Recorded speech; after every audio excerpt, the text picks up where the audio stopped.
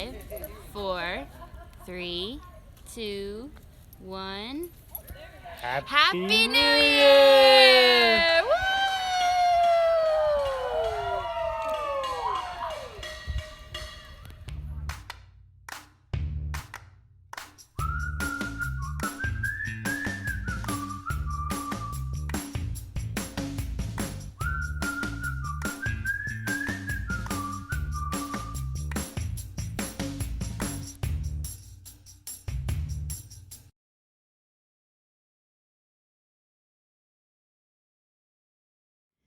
Santee State Park is made up of 2 campgrounds. One is Lakeshore, and we did not stay at this one, but we did make sure to go down there and drive around, kind of check it out. It's much larger than Cypress View, which is the second campground. It had paved gravel roads. All the roads were gravel. I kind of felt like they were very bumpy and not the best. Kenny thought they were fine. There was 4 bathhouses spread out. They had lake access. They actually had better lake access than Cypress View did. They had a paved path down with a handrail leading you down, so it should be easy to get down that way. They have no handicap sites. They have no overflow parking, so your cars would have to be parked at your site. It definitely seemed more of a campground catered toward smaller rigs and tent campers. I don't know if I'd want to take a real large rig down on those roads. But we did see a couple larger, I think there was a 5th wheel down there and some larger, travel trailers. So there was definitely more tent appropriate camping down there. Yes, if you're tent camping, it seemed like a great place to. There was designated sites with tent pads, so yeah. Also, what I don't like that much about Lakeshore versus Cypress View is that it's much further away from the main amenities area, like the big fishing pier and the store and all those things. You would have to drive for sure.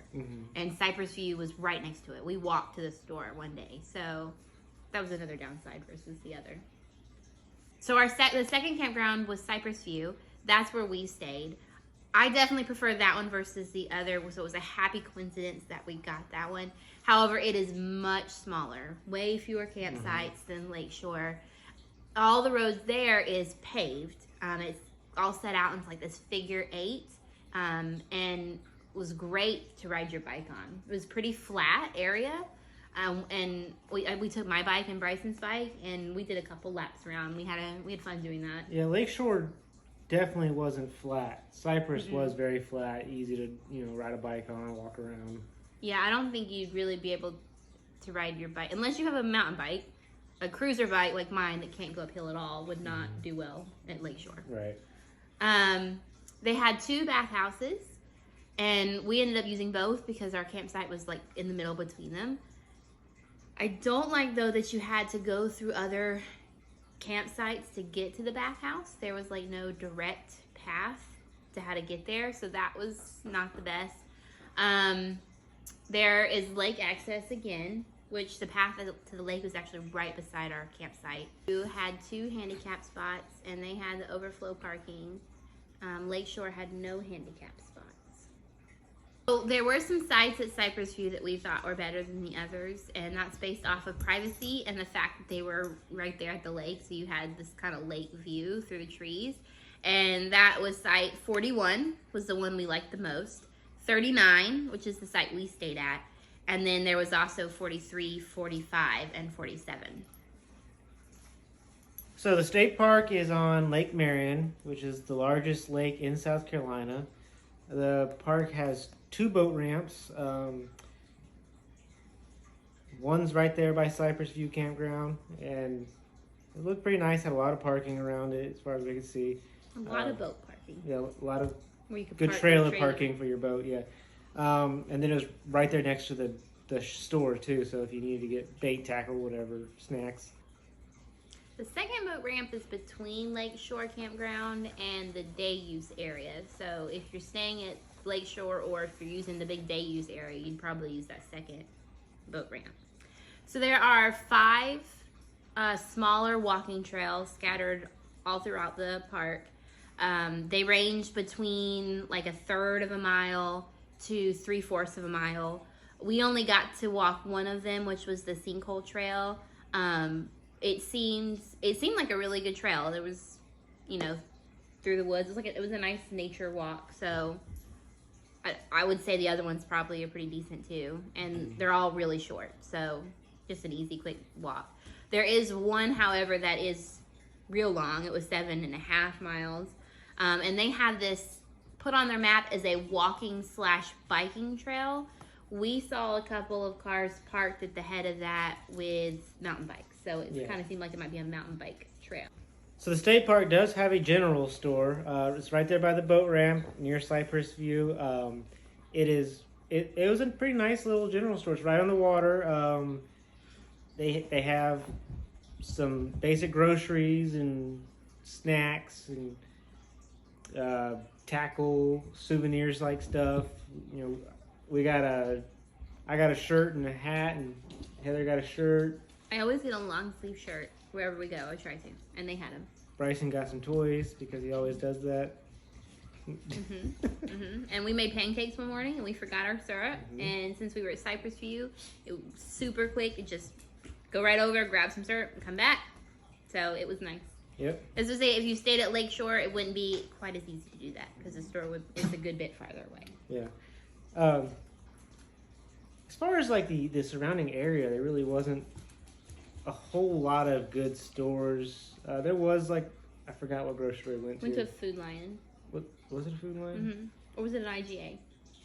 It was an IGA. Went to an IGA. We went to an IGA and it was okay. I mean, it was a basic grocery store. But So that was your basic IGA. Yeah, but there was nothing else really in the area except for gas stations. So I would try to come mostly ready to camp here.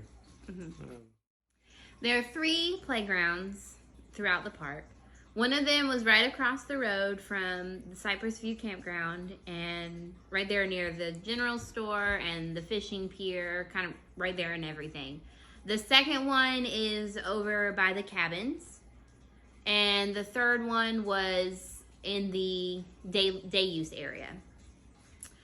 We went and looked at all of them. Bryson played on the one near our campground. I feel like they were okay playgrounds. They definitely were in need of power washing and kind of some general maintenance. So they weren't the best kept playgrounds for sure.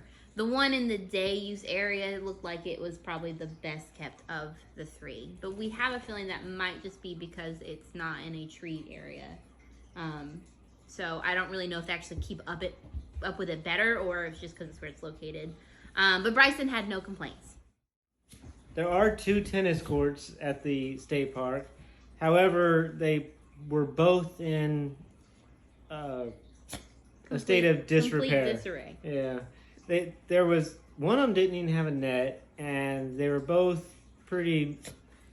They had leaves all over them, and they looked a little uncapped. So I don't even think you could play tennis there. Now, this might just be because it's the off season. I really don't know. It didn't look like they were ready in the on season last year, from the looks of them. But I could be wrong. The woods was basically taking over one of them. Yeah. So I don't feel like 6 months ago it could have been a tennis court. Yeah. So. Don't come thinking you're going to play tennis. Yes. They do have a fairly large day use area. That was a pretty big day use area. Yeah. Yeah. It looked pretty nice. They had the playground, which we said was the nicer of the 3. They had 3 picnic shelters. They had 2 restrooms that you can use. Looked like some fishing area, good fishing area. And then what'd you say about where you went and looked? So there is I forgot what the name of the pond was, but there's a pond that is just kind of cut off from the rest of the lake right there by the day use area. And that'd be a neat area to take if you had younger paddlers. And because you can kind of keep them in a contained area and not worry about them being blown out into the main lake, which is a massive lake. So that is something to consider there if you are trying to do some kind of paddling. Now, the day use area also it's built in kind of like a circle with a couple of little spurs off of it. And it's all unpaved gravel. So, don't go showing up in your brand new Lincoln, It's going to get a little dirty. But as far as driving around, it was all very drivable. Try to stay on the road, but yeah. Mm-hmm. And then for daily admission, and this is prices of January 2021. It was $3 for an adult. It was $1.50 for seniors, that's 65 and older. $1 for children's 5 to 10, and then any child under 5 was free. We did see that while we were there, there was no one in the booth to go to the day use area.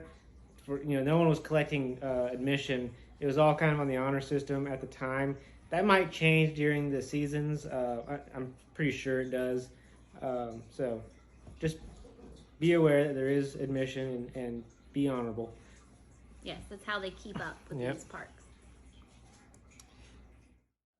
Something I thought was pretty neat, kind of progressive of them, was they did have an electrical vehicle, an EV plug-in.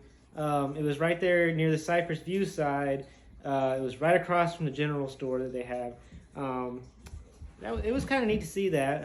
So if you have your Tesla, you can go there and plug in while you go hike. I don't think I've ever seen that at a state park before. Yeah. And literally we were driving down the road and I was like, babe, what is that? And then we were like, oh my gosh, that's an electric car charger. So it was neat. Okay, so for bathhouses, there are 4 at Lakeshore. Now when we went to Lakeshore, all we did was drive around and kind of view. So we didn't go in any of the bathhouses there, so I can't really tell you much about those. However, for Cypress View, where we stay, there are 2 bathhouses. I already said, they don't have clear paths to them, so that wasn't great. There definitely was one that I preferred versus the other. The first night I went into one, when I sat down, the toilet kind of seemed like it was coming attached from the wall. So that one definitely needed some repairs. Okay, so it's getting very late. We're waiting to come in the new year. We just got here set up, and yes, I'm in the bathhouse. I saw an armadillo on the way over to the bathhouse, which I thought was pretty cool. I also sat on this potty back here, and I'm pretty sure it's not attached to the wall, because it's like it was going to tip over with me, so yeah, we'll see. Bathhouse so far, not the best. We'll see how this goes. But overall, the bathhouses seemed pretty clean. The girls' bathrooms, they each had 3 toilet stalls and 2 shower stalls. And then the boys... Yeah, it was 2 stalls, a urinal, 2 sinks, and 2 showers. Yeah, and then the women's had 2 sinks too. What was strange about it when we went, because we went during COVID, is they have a sign saying that only 1 person at a time is allowed inside the bathhouse, or 2 people from the same family. So when you went in, you were supposed to lock the door, which did seem kind of strange and inconsiderate to lock the whole bathroom when there's stalls. But that's what the rule said, so I try to follow those. I would say, in all, I would probably rate their bathrooms a 6 out of 10, because they were clean. Yeah, I would just put them around a 5, because there really wasn't anything special about them, and they were they needed a little bit of upkeep as far as like the shower heads and stuff in some of the men's bathrooms, but they definitely served a purpose, and they were, like she said, they were clean. So yeah, no real complaint there. Just we've seen better, we've seen worse. Yes, definitely. So there are different kind of campsites for every kind of camper. There's even cabins, which I don't think we mentioned yet. No, there's 30 cabins. Yep. So all of them are on the lakeshore.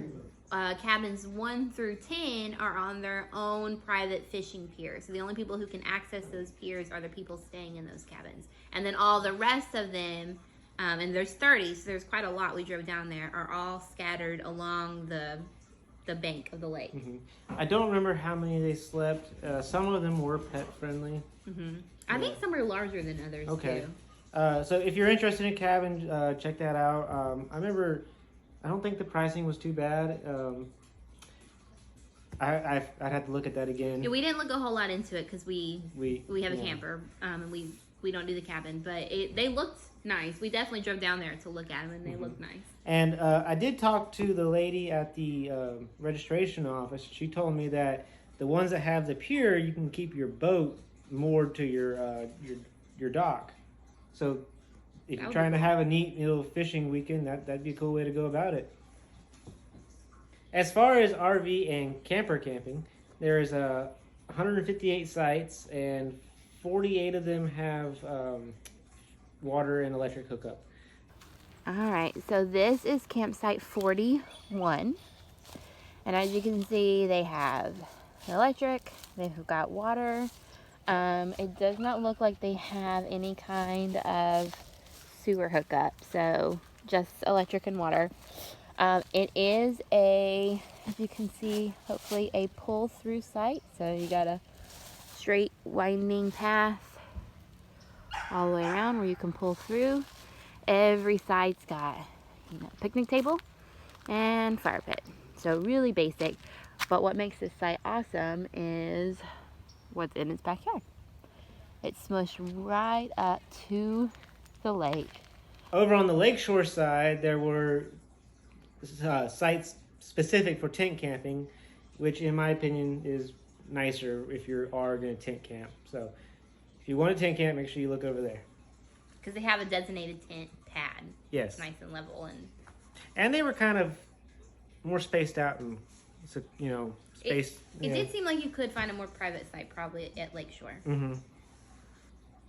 Okay, so one of the things you can do, and it's actually at the park, is go see the Sinkholes. Mm-hmm. So they say that this was made from a limestone system that's supposed to expand from North Carolina to Florida, which I thought was interesting. There were a couple of signs there that you could read about it.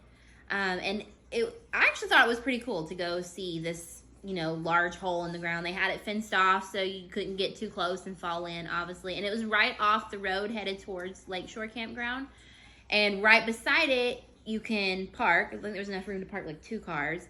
And that's where one of the trailheads is. And that was the trail that we did. It was a really nice trail. Walked back through the woods, real short. It was like three-quarters of a mile. And then it ended at a pond, which Kenny tried to fish. Yep. How'd that go? Got skunked. But it was a nice pond.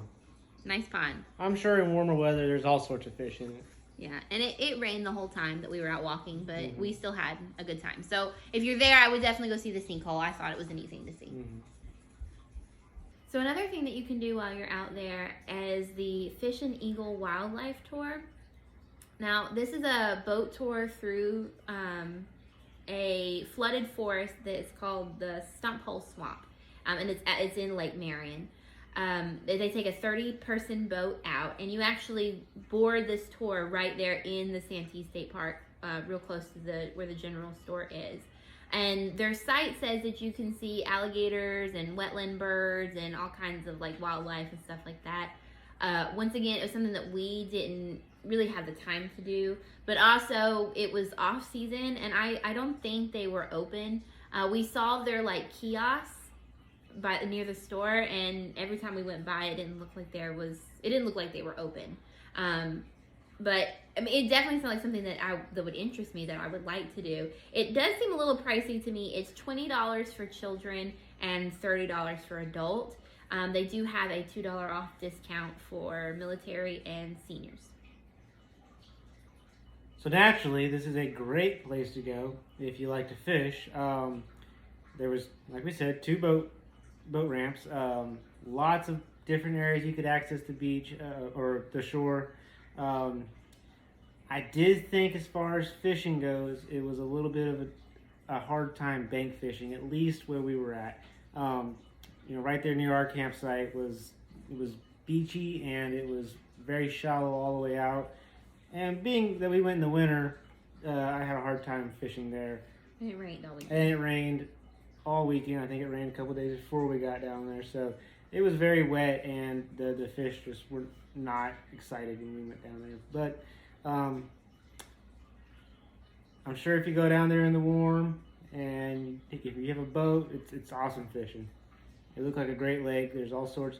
I think there's swampy areas, and then I'm sure there's deep water areas, and there's, all your big southern game is out there. So I would say that's probably the main thing to do mm-hmm. at Santee is fishing. I remember at the grocery store they even had the fish for the signs for every aisle. Yeah, it's like fish is kind of the mascot of the area. Yes. There are fishing signs everywhere. Mm-hmm. Right across the road, there is also a golf resort. It's not in the state park, but it's across the road from like the kind of like the main entrance where you see their sign. Kenny nor I are golfers, so we didn't really go explore that or do any golfing. But if you like to golf, I know many people do. They looked like there was a pretty large and nice resort there. Mm-hmm. So while we were there, we wanted to try something a little different as far as food. So we found the Lake House, which is right across Lake Marion from the state park. You get on I-95, go north, about 15 minutes, and you're there. You can see the interstate from the restaurant. It was a little confusing getting to the restaurant, but you just have to trust your GPS because it's kind of sandwiched between a COA or a KOA and a private resort thing. It was interesting. Kenny calls it a resort. I'm not so sure that's what it was. But yeah, you just kind of take the road between those two properties, and you'll wind up over there. The restaurant was a nice little building with great scenery.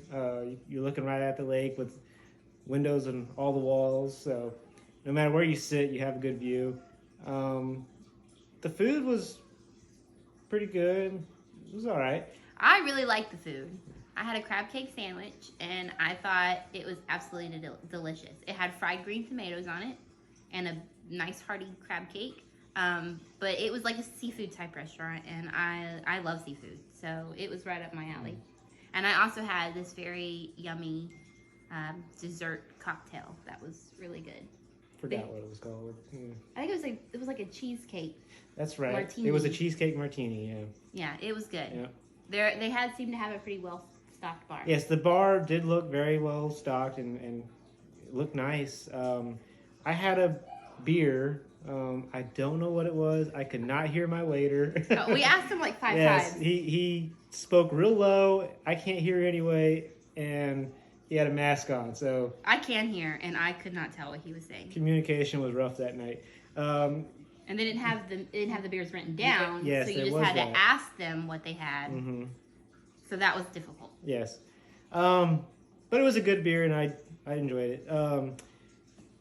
As far as food, I had the catfish because I was trying to have fresh water since we were on a lake, and it was good catfish. It was just, I mean, for the price, it wasn't that good. And again, I really liked it. Yeah. But to each their own on that one, I guess. But it was a very nice restaurant, and I would go back. The atmosphere was really nice. And the service was good. Yeah. Despite not being able to hear our waiter, he was good. Nice. And attentive. Yes. So that's our thoughts and opinions on Santee State Park. Go out and make your own. I would recommend this place. It does seem like a lot of people do stop in just for the night because it's right off the interstate. So if you're planning a trip down to Florida and need a place to stop, that's a good place to consider. But yeah. Or if you're a fisher, it seems like a good place Definitely to if go. you're a fisher. I definitely think that if we go back, I would prefer to go in the warmer months. Mm-hmm. But when we went so off season, I felt like there were a lot of things that weren't open. Right.